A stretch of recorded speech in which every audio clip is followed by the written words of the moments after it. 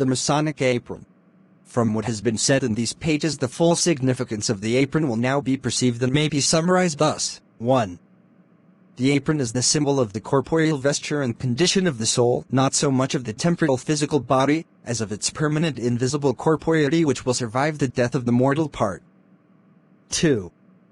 The soul fabricates its own body or apron by its own desires and thoughts. See Genesis 3. They made themselves aprons, and as these are pure and impure, so will that body be correspondingly transparent and white, or dense and opaque. 3.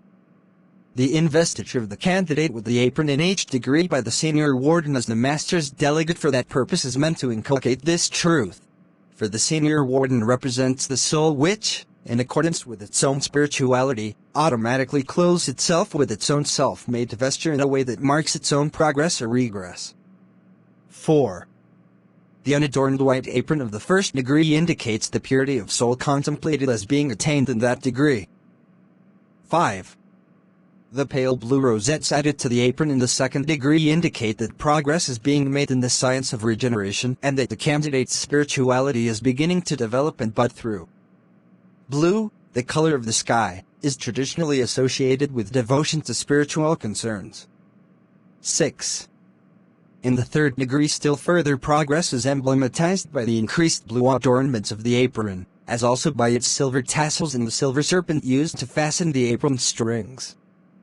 In the first and second degrees, no metal has appeared upon the apron. The candidate has been theoretically divesting himself of all base metals and transmuting them into spiritual riches. With mastership, he has attained an influx of those riches under the emblem of the tassels of silver, a colorless precious metal always associated with the soul. As gold, by reason of its supreme value and warm color, is associated with spirit, the silver serpent is the emblem of divine wisdom, knitting the soul's new-made vesture together. 7. The pale blue and silver of the Master Mason's apron become intensified in the deep blue and gold ornamentation worn by the Grand Lodge officers, who in theory have evolved to still deeper spirituality and transmuted themselves from silver into fine gold.